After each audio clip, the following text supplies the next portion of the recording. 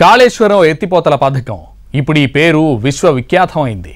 ప్రపంచం మొత్తం ఈ మహత్తరమైన బృహత్తరమైన ప్రాజెక్టును చూసింది.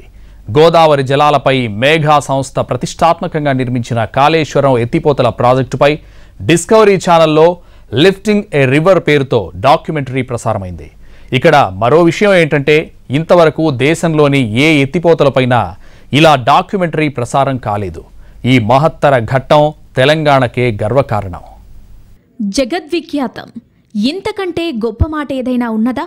కాళేశ్వరం ఎత్తిపోతల పథకం కీర్తి గురించి చెప్పడానికి నీరు పల్లెమెరుగు అనే సామెతను మార్చివేసి చిన్నా చితక ఎత్తిపోతల పథకాలే గొప్పవనుకుంటున్న వేళ ఏకంగా జీవనదినే ఎత్తిపోస్తున్న జల అద్భుతం ఇంకేమైనా ఉంటుందా? యంత్రాలనే ఆయుధాలుగా చేసుకున్న మహామానవ సైన్యపు అద్భుత ఆవిష్కారం. ఒక్క ప్రాజెక్ట్, 3 బరాజ్లు, 7 లింకులు, 28 ప్యాకేజీలుగా వందల కిలోమీటర్లు విస్తరించి కాలువల్లో పారించి సొరంగాల బాట పట్టించి బాహుబలి మోటార్లతో నీటి కొండలను ఎత్తిపోస్తున్న అపూర్వ దృశ్యాలు ఇప్పుడు ప్రపంచానికి పరిచయమయ్యాయి. మానవాళి చరిత్రలోనే అత్యద్భుతం కాళేశ్వరం నీటి ప్రాజెక్ట్. నీటి పల్లెమెరుగు అనే ప్రకృతి తత్వానికి విరుద్ధంగా ఆధునిక సాంకేతిక పరిజ్ఞానాన్ని వినియోగించి అత్యంత తక్కువ సమయంలో ఏకంగా ఒక నదినే ఎగువకు పారించి బీడు భూములు సస్యశ్యామలం చేయడం ఒక అపూర్వ ఘట్టం. కాలువలు, సొరంగాల ద్వారా గోదావరి జలాలు దశలు దశలుగా నడకలు సాగిస్తూ సముద్ర మట్టానికి సుమారు 600 కిలోమీటర్ల ఎత్తుకు చేరుకోవడం ఒక పెద్ద వింత.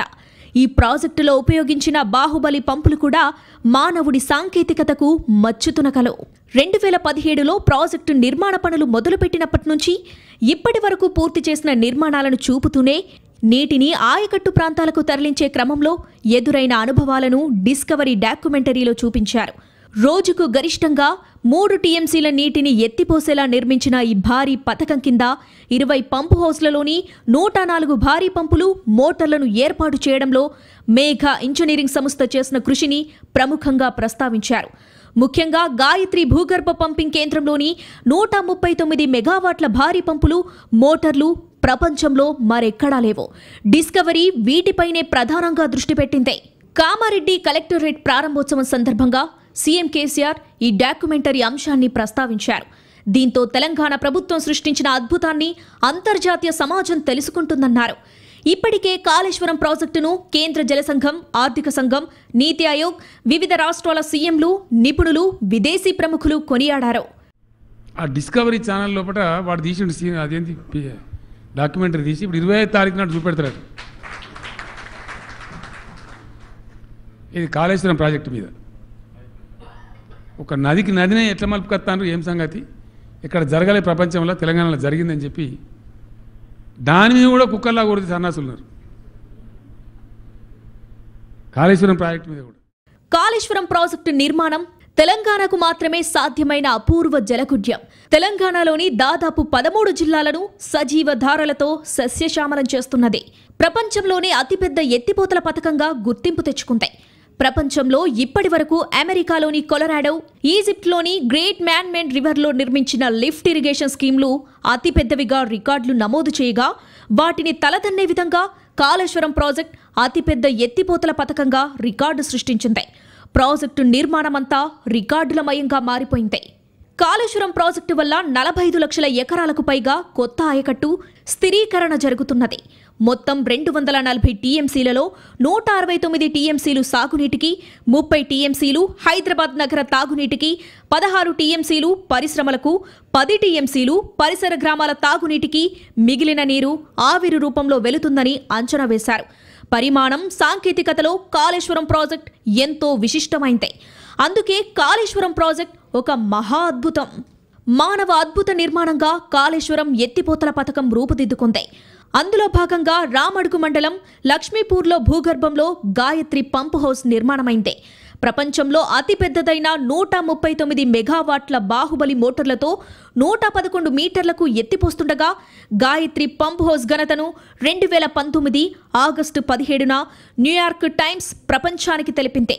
న్యూయార్క్ కూడలిలో ఏర్పాటు చేసిన బిగ్ స్క్రీన్పై 3 రోజుల పాటు రోజుకు 5 సార్లు చొప్పున కథనాల్ని ప్రసారం చేసింది. కాళేశ్వరం ప్రాజెక్టు గొప్పతనాన్ని, గాయత్రి పంప్ హౌస్ ఘనతను, విశిష్టతలను వివరించింది. ప్రపంచంలో గొప్ప ఇంజనీరింగ్ కళాఖండమని వర్ణించింది. దీంతో మేఘా సంస్థ పేరు మారుమోగింది. ప్రాణహిత నది గోదావరిలో కలిసే కాళేశ్వరం ప్రాంతం నుంచి మొదలై దశల వారీగా బ్యారేజీలో నిలువ, అక్కడి నుంచి పంపింగ్ కేంద్రాల ద్వారా నీటిని హైదరాబాద్ నగర శివారు వరకు చేర్చింది. సముద్ర మట్టానికి దాదాపు 600 మీటర్ల ఎత్తుకు తరలించే విధంగా పథకం పూర్తయింది. ఈ ఎత్తిపోత పథకంలో 15 పంపింగ్ కేంద్రాలు మేఘా ఇంజనీరింగ్ సంస్థ నిర్మించింది. ఈ ప్రాజెక్టు ఎంత పెద్దదంటే మొత్తం 5159 మెగావాట్ల పంపింగ్ సామర్థ్యం కాగా, అందులో మేఘా సంస్థ 4439 మెగావాట్ల పంపింగ్ కేంద్రాలు ఏర్పాటు చేసింది. చరిత్రలో ఇలా ఎక్కడా ఎవరూ నిర్మించలేదు. కేసీఆర్ ముఖ్యమంత్రి అయ్యాక తెలంగాణలో చేపట్టిన అతిపెద్ద ప్రాజెక్ట్ కాళేశ్వరం. తెలంగాణలో నీటి సమస్యను తీర్చేలా కేసీఆర్ ఆలోచనల నుంచి కాళేశ్వరం ప్రాజెక్ట్ రూపుదాల్చుకుంది. కేసీఆర్ పట్టుదలకు మేఘా ఇంజనీరింగ్ సంస్థ సహకారం తోడవడంతో కేవలం 3 ఏళ్లలోనే ఈ బృహత్తర ప్రాజెక్టు నిర్మాణం సాధ్యమైంది. ఎన్నో ఇంజనీరింగ్ అద్భుతాలకు ఈ ప్రాజెక్ట్ కేర్ ఆఫ్ గా నిలిచింది. కాళేశ్వరం ప్రాజెక్టులో భాగంగా 20 పంపింగ్ కేంద్రాల్లో 22 పంపు హౌస్లు నిర్మించారు. 20 పంపింగ్ కేంద్రాల్లో 15 పంపింగ్ కేంద్రాలు మేఘా సంస్థే నిర్మించింది. వీటిలో మొత్తం 104 పంపింగ్ మిషన్లు అంటే అన్ని యూనిట్లను రికార్డు సమయంలో ఏర్పాటు చేసింది. ఎక్కడా నిర్మించని విధంగా 518 మీటర్ల ఎత్తుకు 2 దశల్లో ఎత్తుకు నీటి పంపింగ్ చేశారు. కాళేశ్వరం ప్రాజెక్టు నిర్మాణంలో చాలా రికార్డులు నమోదయ్యాయి. మేడిగడ్డలో 6 మిషన్లను కేవలం 10 నెలల రికార్డు సమయంలో ఏర్పాటు చేశారు. మేడిగడ్డ లక్ష్మీ పంపింగ్ కేంద్రంలో 17 మిషన్లు 680 మెగావాట్ల సామర్థ్యంతో ఏర్పాటు చేయడం ఓ రికార్డ్. లక్ష్మీ, సరస్వతి, పార్వతి పంప్ హౌస్లో ఒక్కొక్కటి 40 మెగావాట్ల సామర్థ్యం కలిగిన 43 మిషన్లను ఏర్పాటు చేశారు. లింక్ 1 కిందే 1720 మెగావాట్ల విద్యుత్ వినియోగమవుతుంది. ప్రపంచంలోనే పెద్దదైన ప్యాకేజీ 8లోని గాయత్రి భూగర్భ పంపింగ్ కేంద్రంలో 7 మిషన్లున్నాయి. ఇలాంటి పంపింగ్ కేంద్రం ప్రపంచంలో మరెక్కడా లేదు. ఒక్కొక్క యూనిట్ సామర్థ్యం 139 మెగావాట్ల సామర్థ్యంతో ఏర్పాటు చేశారు. గాయత్రి భూగర్భ పంపింగ్ కేంద్రంలో అత్యద్భుతం అండర్ గ్రౌండ్ పంప్ హౌస్. భూమికి 470 అడుగుల దిగువన జంట టన్నెల్స్తో పాటు ప్రపంచంలోనే అతిపెద్ద సర్జ్ పూల్స్ నిర్మించారు. ఈ మెగా ప్రాజెక్టులో 139 మెగావాట్ల సామర్థ్యం గల 5 మిషన్లతో రోజుకు 2 టీఎంసీల నీటిని పంపింగ్ చేయగల సామర్థ్యంతో మేఘా సంస్థ నెలకొల్పింది. ఏ రకంగా చూసినా ఈ ప్రాజెక్ట్ ప్రపంచంలోనే వినూత్నమైన మెగా ప్రాజెక్ట్. ఈ మహా అద్భుతమైన ప్రాజెక్టులను అనతి కాలంలోనే పూర్తి చేసిన ఘనత మేఘా సంస్థకే దక్కుతుంది. లక్ష్మీపూర్ భూగర్భ నీటి పంపింగ్ కేంద్రం పొడవు ఐఫిల్ టవర్ పొడవు కన్నా ఎక్కువ. ఐఫిల్ టవర్ ఎత్తు 324 మీటర్లు కాగా పంప్ హౌస్ పొడవు 327 మీటర్లు. కోల్కతాలో దేశంలోనే అతి పొడవైన భవంతి కంటే ఈ పంప్ హౌస్ లోతు ఎక్కువ. పంప్ హౌస్ నిర్మాణం కోసం భూగర్భాన్ని తొలిచి 2.30 కోట్ల క్యూబిక్ మీటర్ల మట్టిని తీశారు. తెలంగాణకు జలప్రదాయనిగా నిలిచిన కాళేశ్వరం ప్రాజెక్ట్ ఇరిగేషన్ చరిత్రలో ఓ మైలురాయిగా నిలిస్తే ఈ ఇంజనీరింగ్ అద్భుతానికి ప్రాణప్రతిష్ఠ చేసిన మేఘా సంస్థ కీర్తి ప్రతిష్టలు జగద్విఖ్యాతమయ్యాయి. కాళేశ్వరం ప్రాజెక్టు నిర్మాణంపై డాక్యుమెంటరీ తీసి ప్రజలకు కళ్లకు కట్టినట్లు చూపించారు తెలంగాణకు చెందిన డైరెక్టర్ కొండపల్లి రాజేంద్ర శ్రీవాత్సవ. డాక్యుమెంటరీ నిర్మించేందుకు 2 ఏళ్ల కష్టపడ్డామంటున్న శ్రీవాత్సవతో మా ప్రతినిధి Prasad face to face.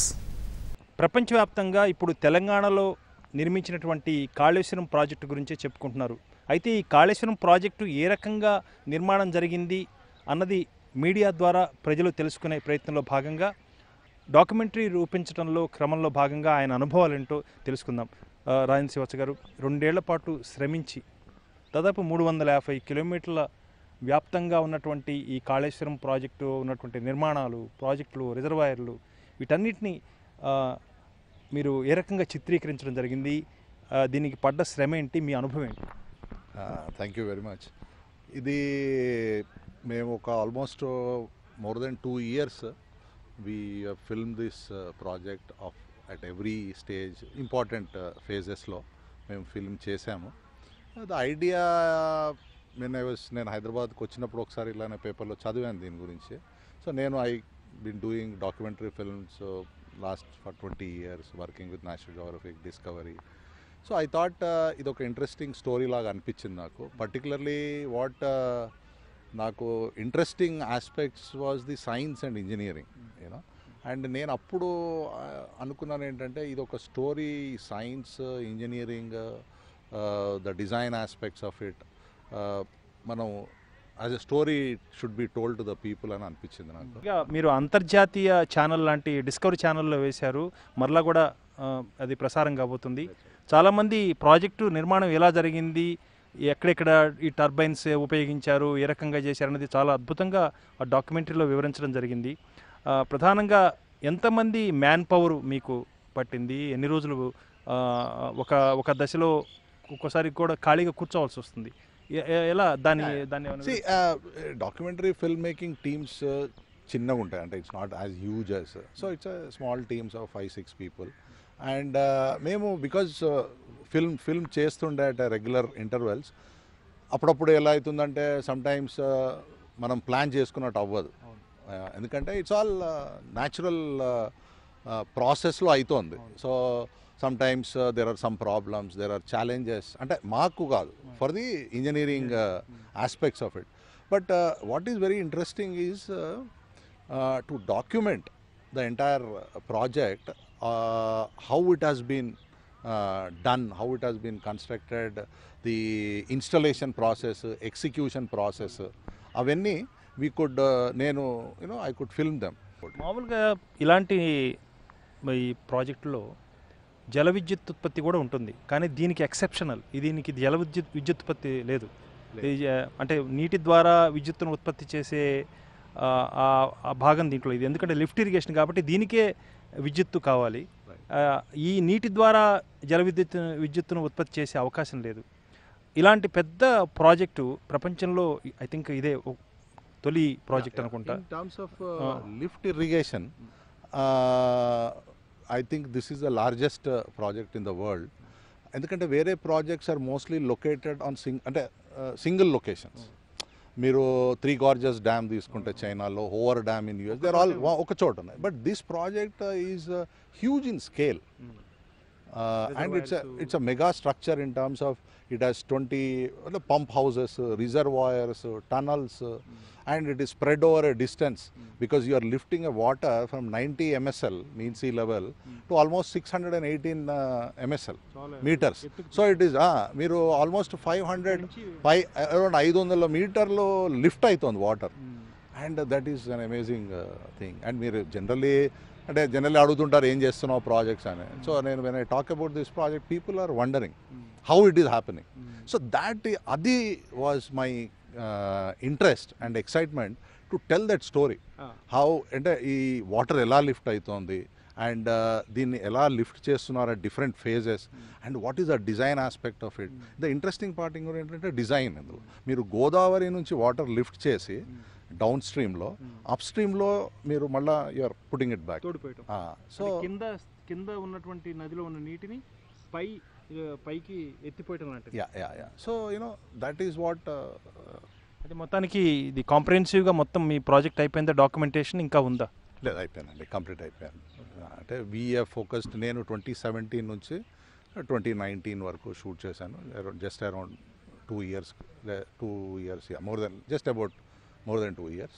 So link 1 అనుకోండి, but my film is complete in it self. Thank you, ధన్యవాదాలు.